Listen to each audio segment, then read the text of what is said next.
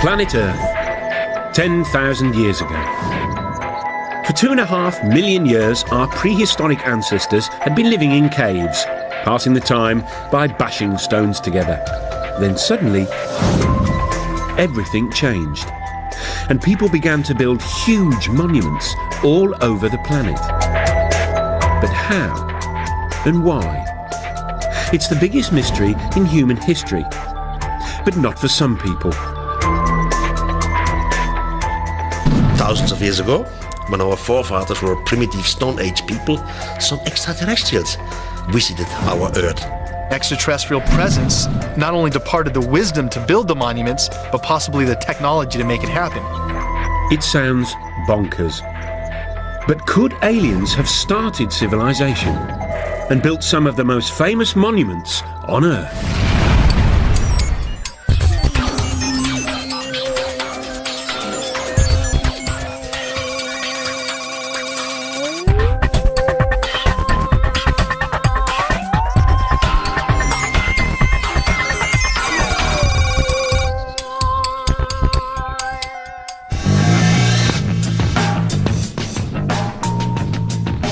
All over the Earth, there are giant stone monuments. Almost everyone knows they were created thousands of years ago by ancient man. But could almost everyone be wrong? According to the official history books, buildings like the pyramids and Stonehenge are triumphs of human engineering, which mark the beginning of our human civilization. But there are a few nagging questions about them, like why they seem to appear out of the blue.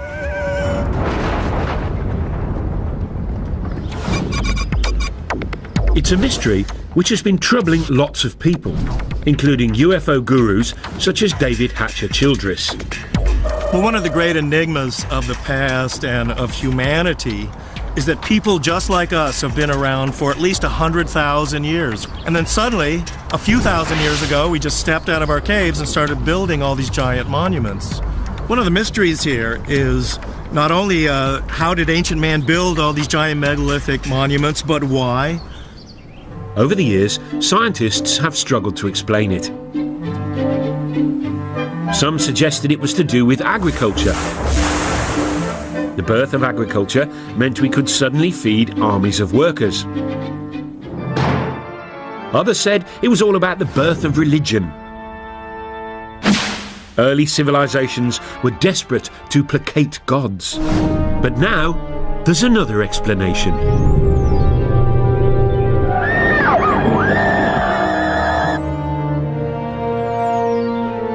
One group of people say that most of these monuments were built or designed in the distant past by aliens who visited our planet with their super advanced technology.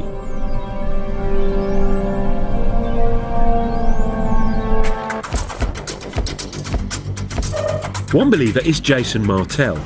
He lives in California and runs a dating agency. But in his spare time, he's been grappling with the biggest archaeological mystery of our time. And he says he solved it. Man could have had the ability to physically stack those large blocks in Egypt and build that, 100,000 men. But the knowledge to do it had to come from somewhere else. There had to be some type of intervention, and that's why I look towards the ancient astronaut theory. Ancient astronauts from somewhere else came here and influenced our society. Jason and other believers say this idea would explain some baffling questions about ancient monuments. Take Stonehenge. How did Bronze Age Britons drag these 5-ton stones over 170 miles? And then there's this 1,000-ton block at Baalbek in the Lebanon. It weighs as much as 3 Boeing 747s. How did ancient man shift that?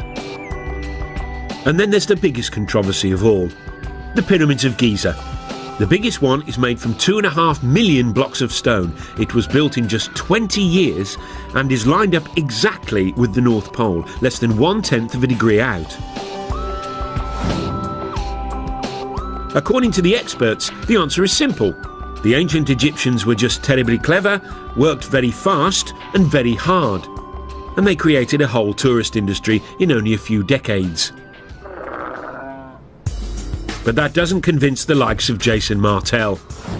Many of the ancient sites around the world display a type of brilliance that we don't attribute to ancient man. If ancient man is living in clay huts and using stone tools, they're not going to have the advanced mathematics and geometry to lay out some of the sites that we have today. How did ancient man build things like Stonehenge? How did they get the Giza pyramids to line almost 1/10 off a degree to actual north? So what do the official Egypt experts say? Egyptologists think there's no big mystery. Archaeologists, they say, have dug up lots of evidence near the pyramids. The broad features are fairly clear. We've got the barracks where the workmen lived, we've got the tombs of the architects. Also, for some of the unfinished pyramids, we have got the ramps which were used to drag the blocks into place.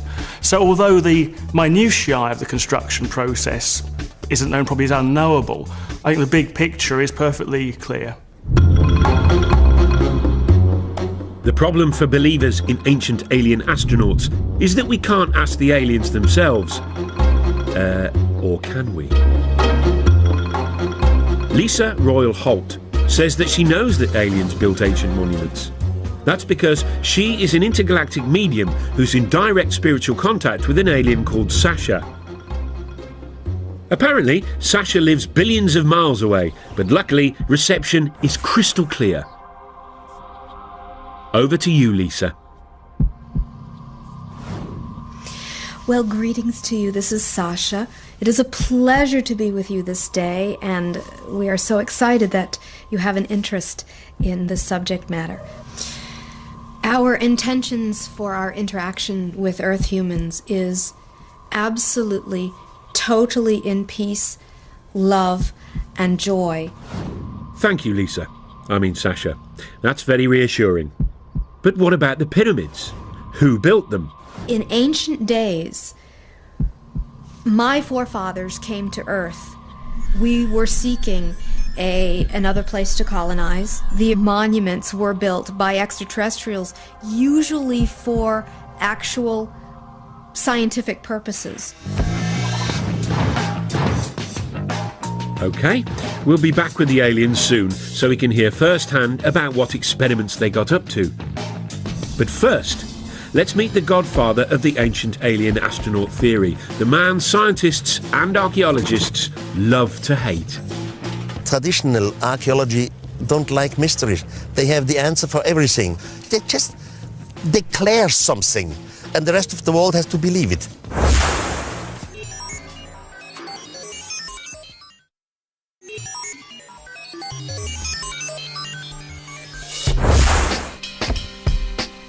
In 1968, Erich von Däniken, a Swiss hotel manager, achieved international notoriety when he published a controversial theory which said that alien astronauts had visited Earth in our ancient past.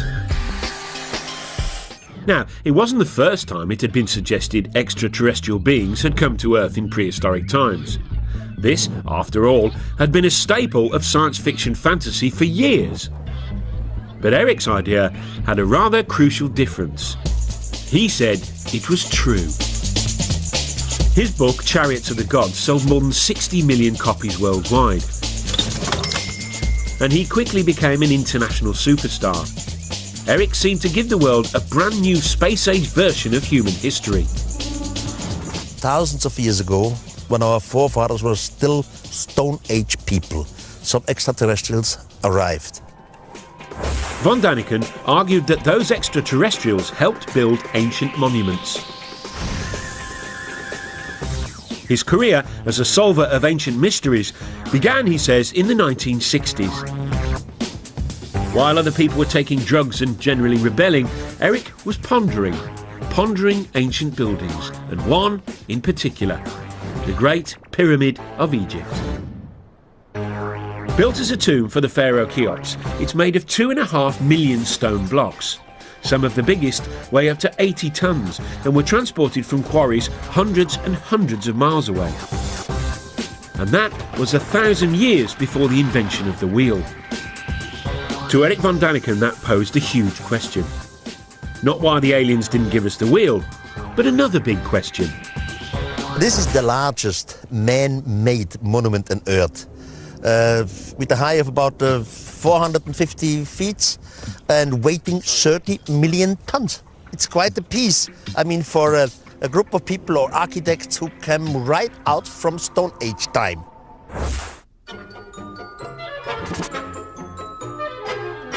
Von Daniken's theories make academic Egyptologists ever so slightly irritated.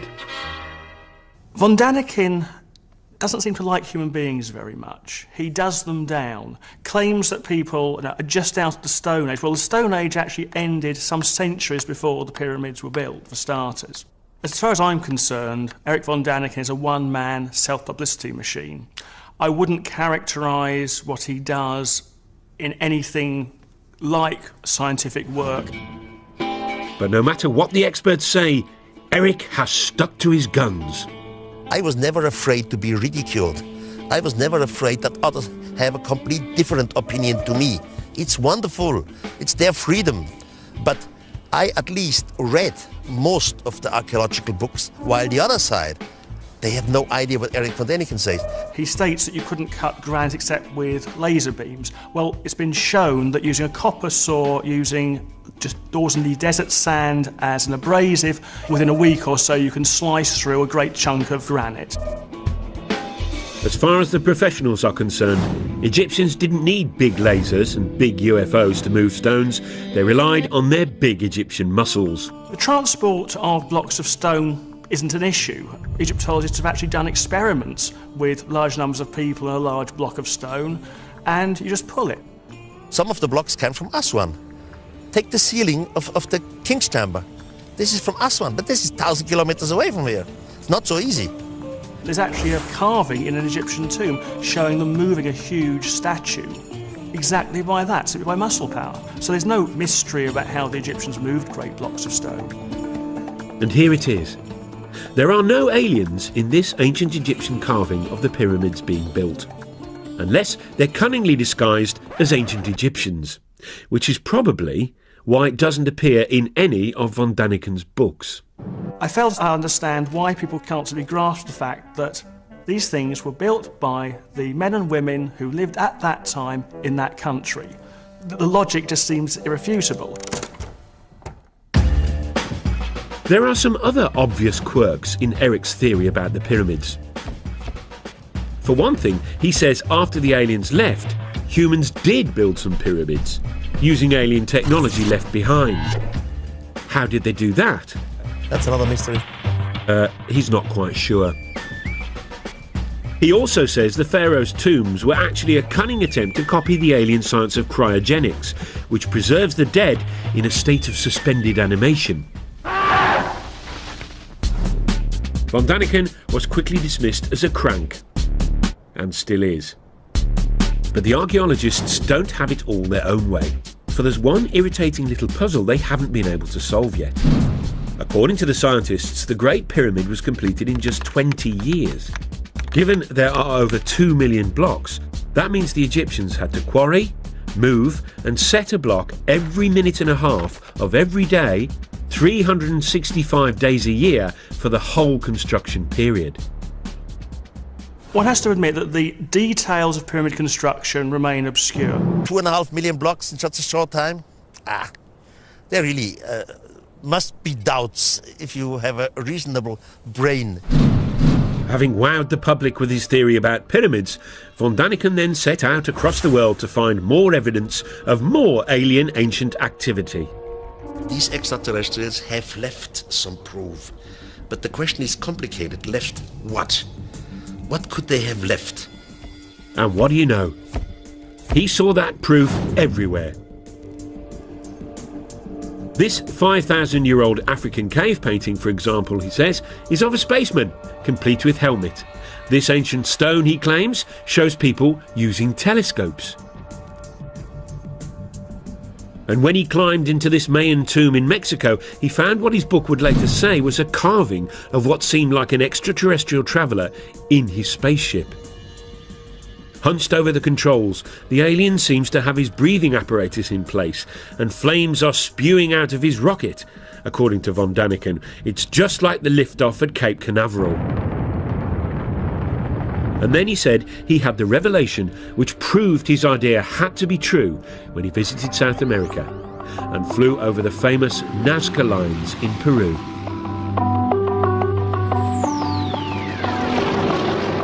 These ancient patterns, drawn into the desert, stretch for miles. Some are weird shapes. But mysteriously, those weird shapes can only really be seen from the sky. I had my first flight over Nazca, and it was very, very impressive because you can see it only from the air. Then you fly higher, then you see something who looks like airstrips. You think, this is fascinating, this is incredible, this is not normal for the natives. And then the question comes, why have they done it, and why exactly here? Archaeologists say these lines are irrigation channels or religious symbols, but von Daniken says he has a much more convincing explanation involving, yes, you guessed it, aliens. We had a mother spaceship around the Earth. From the mother spaceship, smaller vehicle came down, and they were looking for some kind of mineral and whatever. And they make their discoveries and disappeared again.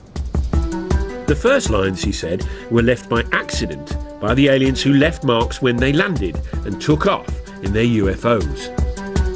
The natives came and see the line of landing because sand and little stones are blown away. And now the natives start to make lines like they have seen created by some mysterious god. Eric believes that the Nazca were so impressed by the visiting aliens, they thought they were gods and set out to copy the lines themselves. He says it was an effect similar to that modern Westerners had on Stone Age tribes in the 20th century. New Guinea tribespeople thought the first Westerners they saw were gods who had come down from the heavens in silver birds. They worshipped them long after they'd gone and even built model planes and airfields hoping to lure the silver birds back. But it didn't work for the poor old Peruvians, though. The aliens never returned. And instead, they got the Spanish.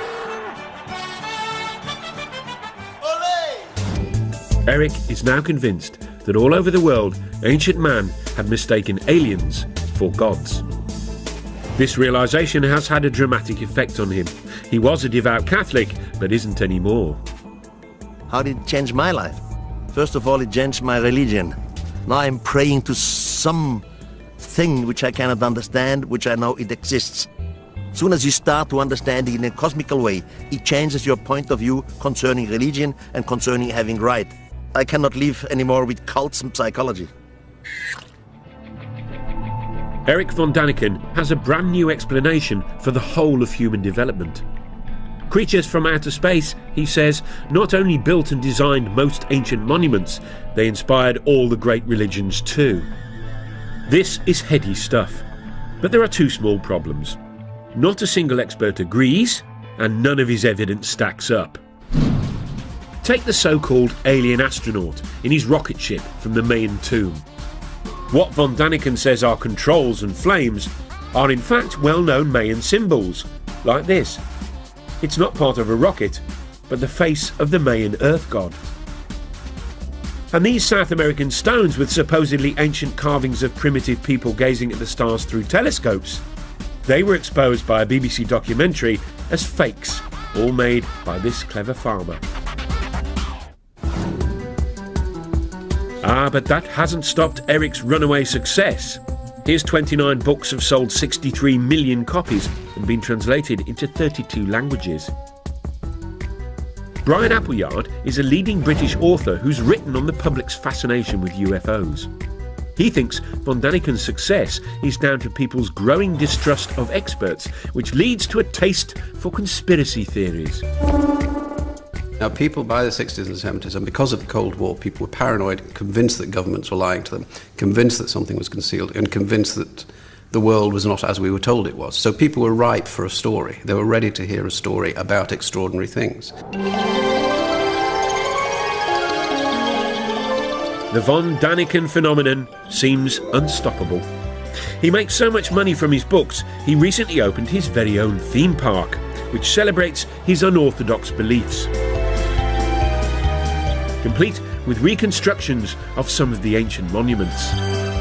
You see great things like the desert of Nazca in Peru, like Stonehenge. It's a laser show, by the way. In a breathtaking laser show, the visitor experiences the spectacular sight of Stonehenge. There's even a guided tour which aims to answer all those big questions you've been dying to have answered. Did the mythical continent of Mu ever exist? What is the secret of the underwater structures off the Japanese island of Yonaguni? Von Daniken's success has also inspired a whole new generation of authors, including the likes of New Age writer David Hatcher Childress. People are attracted to Eric's theories, I think, because there are genuinely unexplained mysteries of the past. And we really don't have all of the answers to why mankind, supposedly a primitive mankind, would go through the tremendous effort to build many of these giant monuments. Eric von Daniken's definitely been one of the pivotal people that I've looked to grab onto the coattails of his information and really start to look at this information in a new light.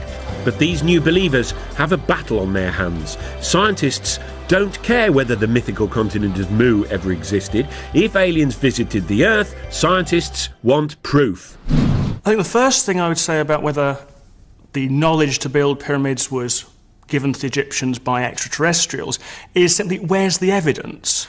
If you think about man's fairly limited extraterrestrial experience of going to the moon, look at the amount of space junk which has been left around simply by going there and coming back. Wouldn't you have thought that if spacemen had been to Egypt and had been teaching the people how to do these things, there'd be at least the odds of leftover broken plastic somewhere?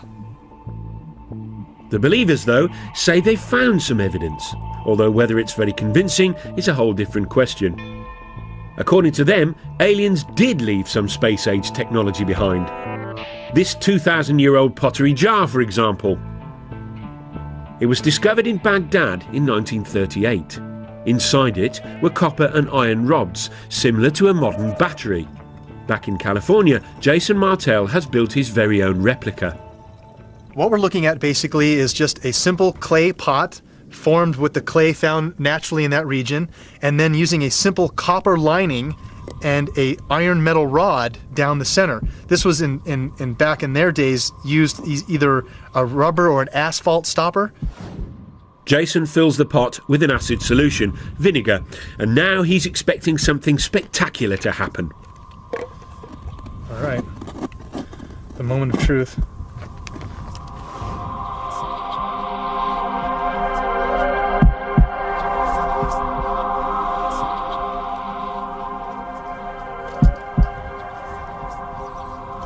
Getting some little numbers here.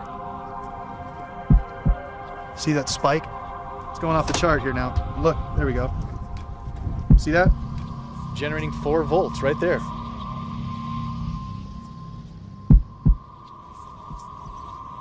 What we attribute to ancient man, they deserve a lot more credit than we're giving them. Because obviously we can test the devices with our understandings of technology and get a reading. Here we are, 4 volts right there from the battery. So obviously they were able to make this happen. What were they using it for? Very possibly electricity.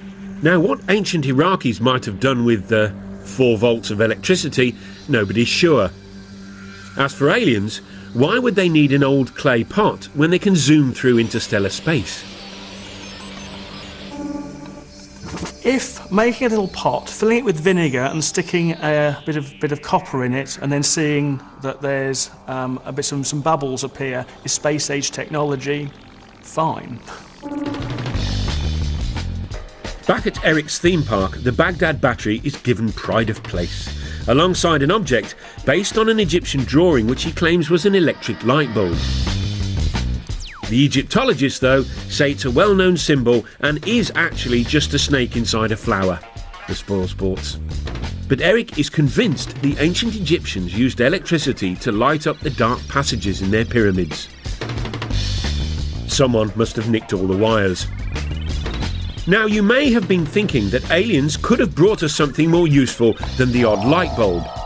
Well, the same thought occurred to this man. He believes they brought the technology to tap into a cosmic energy source, which they then linked to all the ancient monuments on the Earth. Funny? He doesn't look crackers.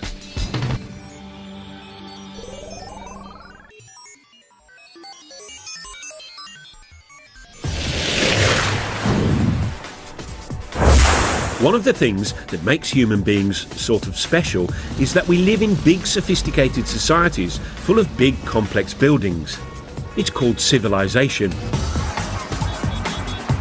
Which is why so many people positively hate the idea that the whole thing might have been kick-started by aliens.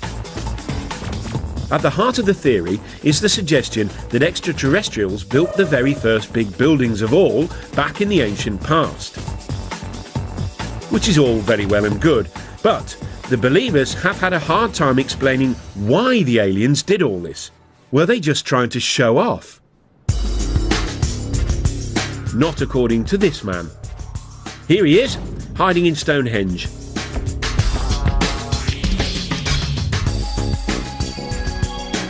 Now, according to the scientists, Stonehenge was built in 3000 BC. The 5-ton stones were dragged 170 miles by ancient British people to celebrate the sun, it's thought. Which is all very interesting. But not quite interesting enough for David Hatcher-Childress. He says Stonehenge might instead have been a fuel stop for ancient aliens. He came up with his interesting theory after he discovered what he says are mysterious energy lines. He believes the Earth is covered with these invisible lines in a strange network. If it all sounds a little unlikely, it has at least got a cool-sounding name. The World Energy Grid. The World Grid is an intelligent geometric pattern of the Earth and its energies. A wave of the sunlight hits the Earth and wraps the Earth like a ball of string of energy, creating this energy grid. As you might have guessed, no scientist believes in this grid or the energy that it apparently contains. But according to Hatcher-Childress, that's just because they're too sceptical for their own good. The aliens, though, knew about the energy grid and tapped into it. How? By building ancient monuments on key intersections of the grid, obviously. By placing megalithic monuments along this grid, UFOs can then take energy off of this energy grid, and by going to certain power points like Stonehenge, the craft can hover over these energy spots and draw energy from those spots to help replenish the craft. Now, why these giant fuel stops are all built out of big lumps of stone, Childress doesn't say. But maybe we could tap into this energy nowadays. Of course we can't. Over to you, David, to explain exactly why not. I know many people must have difficulty in imagining this energy grid around the planet, but it's a lot like this racetrack. Here on this racetrack we have a geometric formation. It's all interconnected. We have the cars running along this energy grid. But if any part of this racetrack is disconnected or broken, the cars won't have the energy anymore and they won't be able to run along the track. So unfortunately, because the ancient monuments like Stonehenge are nothing more than ruins, the world energy grid has broken down. So no free energy for us. But apparently, the aliens didn't just use the ancient monuments for energy. Oh no. Many of the megalithic monuments, including pyramids, Stonehenge, are actually antennas that can be used by UFOs. So there you go. Stonehenge wasn't just a place where druids hung out, it may have been used by ancient aliens to phone home. Or maybe not. Oh sure, they're from another planet. But talking of phoning home, where might these ancient aliens have actually come from? There is one man who should know. He's Seth Shostak.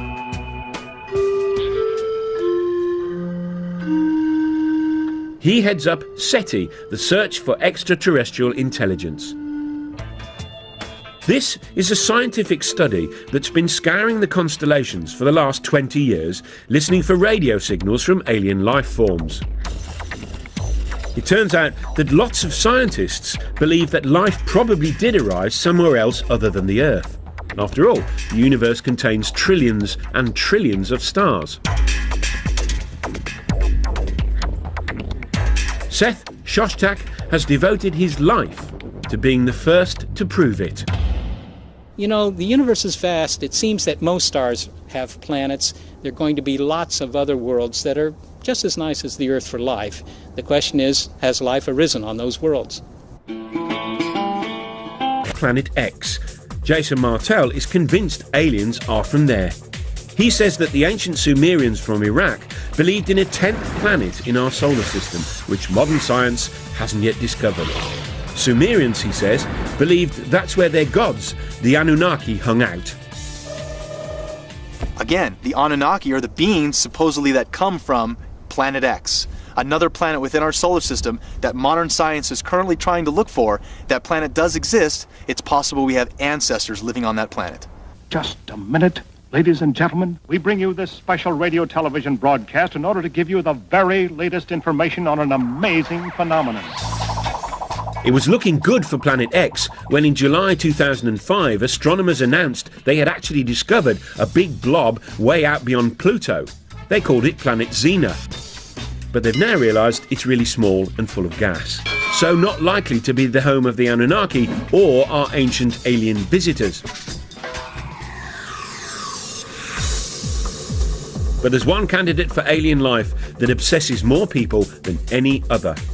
It's our closest neighbour, Mars. It's also the planet that's most like our own. Some scientists are convinced it has water, and for years NASA has been probing and exploring it. So far, no signs of aliens. But in 1976, they were looking for signs of tiny bacteria, when instead they found this. This photo of the plain of Cydonia contains what most astronomers are convinced are some large rocks. But to some people, they look suspiciously like this.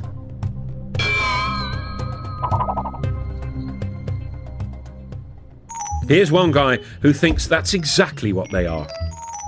Tom Van Flandern is a renegade astronomer who has his own theory about Mars and junk.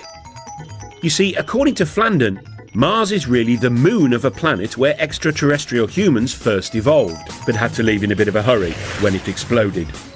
Left behind was all sorts of junk, including pyramids. The most interesting speculation about the origin of the artifacts on Mars is that the original human race was on the parent world that has since exploded.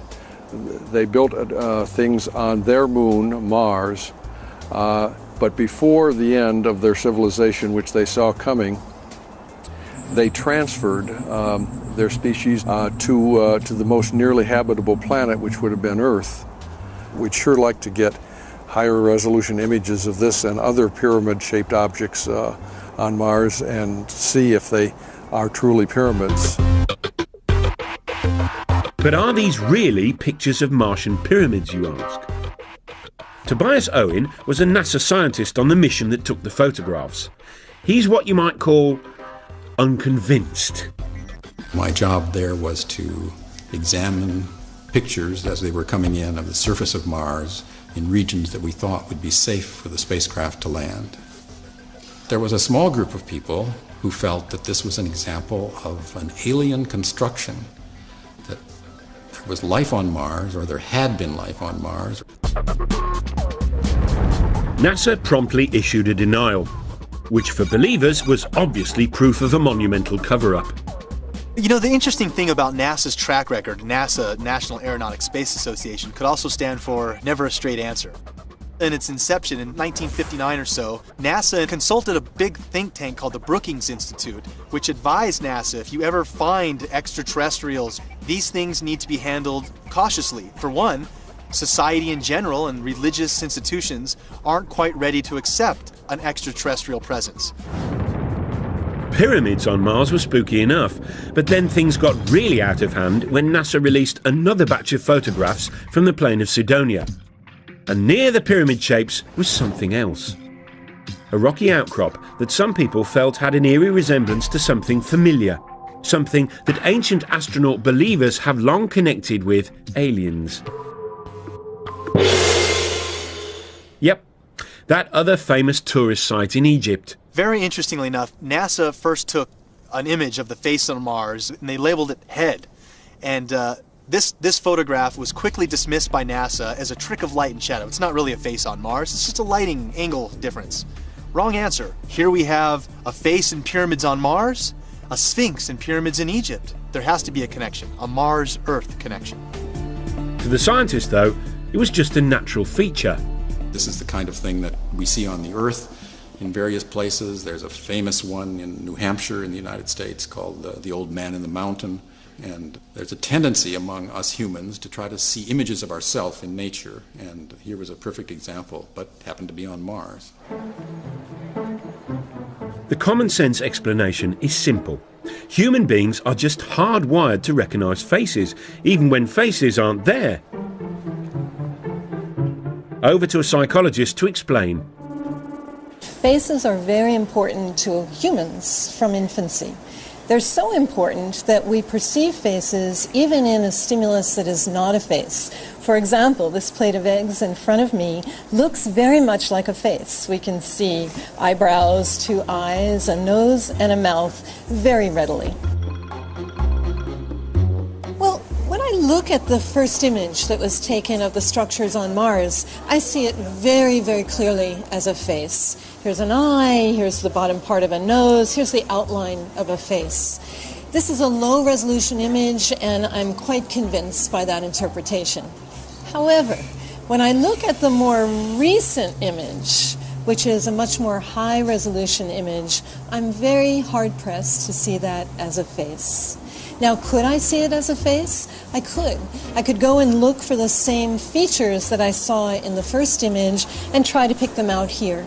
But in the high-resolution image, where it is not very ambiguous, it is much harder to perceive this as a face. We now have exquisite images of the surface of Mars that are being taken as we speak, in fact, by the Mars Express spacecraft. And we see extraordinary detail on the surface of that planet, but we see no evidence of anything artificial. So Mars may not have a sphinx, and it probably doesn't have any pyramids. And so far, it hasn't got any signs of life at all. So where do the ancient aliens come from? It's time to consult someone who should really know. An alien herself. Lisa Royal Holt, a cosmic medium, claims she can communicate with aliens. Apparently, she hooks up to the extraterrestrials by putting herself into a self-hypnotic trance. She says she's been doing it for years. It wasn't until I was in college when I was studying hypnosis, and I learned to put myself in an altered state. And when I did that, I started to realize that I was very intuitive and that sometimes I would receive messages. I'm able to actually hear or sense the communications and then verbally communicate them.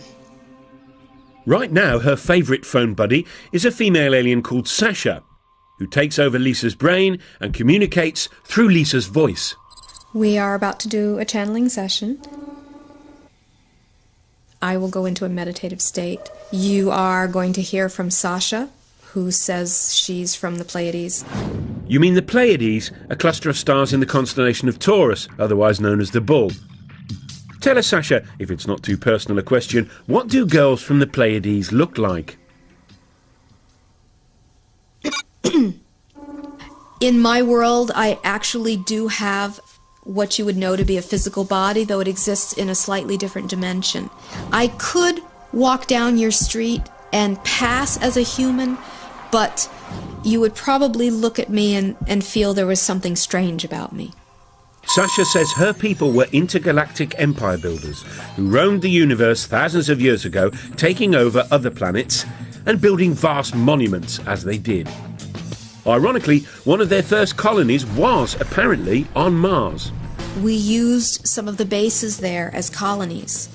What has been found now on Mars represents the tip of the iceberg of what is still on Mars. But Mars was merely a stopover for Sasha's people. She says they soon turned their attention to us. My forefathers thus have been very interested in Earth for a very, very long time. It's time to find out the answer to the biggest question of all about the ancient astronauts. Why did they come here? According to Sasha, they may have been up to more than building monuments and starting civilization. Could they have created the human race?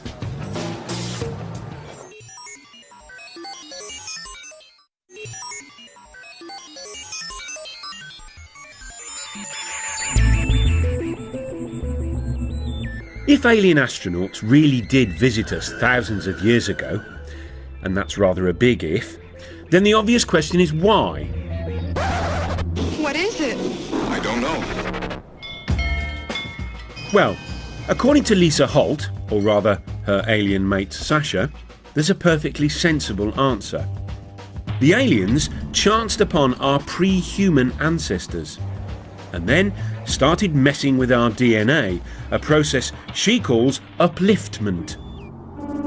My sources have said that the extraterrestrial genetic projects on Earth have been going on for thousands of years. If your pre-humans were not uplifted by extraterrestrial genetics, your evolution as human beings would not have progressed as far as it has. You would still be in the evolutionary phase if it was not for the little bit of upliftment that was done. Lisa and Sasha are not the only people to believe this theory. They came here 300,000 years ago, created a primitive worker based off the Neanderthal man that was here evolving naturally, and created us. So an extraterrestrial crew comes here. They take one cell. They change the DNA code in the cell. You put it in the womb of a female of the same species. This female will give birth to a child. It's just what we would call the missing link. If the believers in ancient aliens are right, then evolution didn't gradually create humans. We were instead cooked up in the alien equivalent of a test tube. Spooky stuff. To me, that explains so much. And it also explains psychologically a sense of abandonment that the human race seems to feel. That these beings helped in our creation, but then never allowed us to remember who our parents were. Now, it all might sound like cobblers, but the notion of visiting aliens as godlike creators takes alien conspiracy ideas to their ultimate conclusion. And for author Brian Appleyard, it even hints at the role aliens now have in our culture. The idea that aliens once visited Earth and gave us this technology, this capacity, and pointed us up some progressive path, showed us the way to go, is a great idea for people to hold on to. Because one of the problems of the modern world is that people don't have anything to hold on to. And the story of ourselves we're given by science is frankly that we're nothing, it doesn't mean anything. The thing about the alien in the past is that it gives us a story. And that's fundamental to what people need to believe about themselves.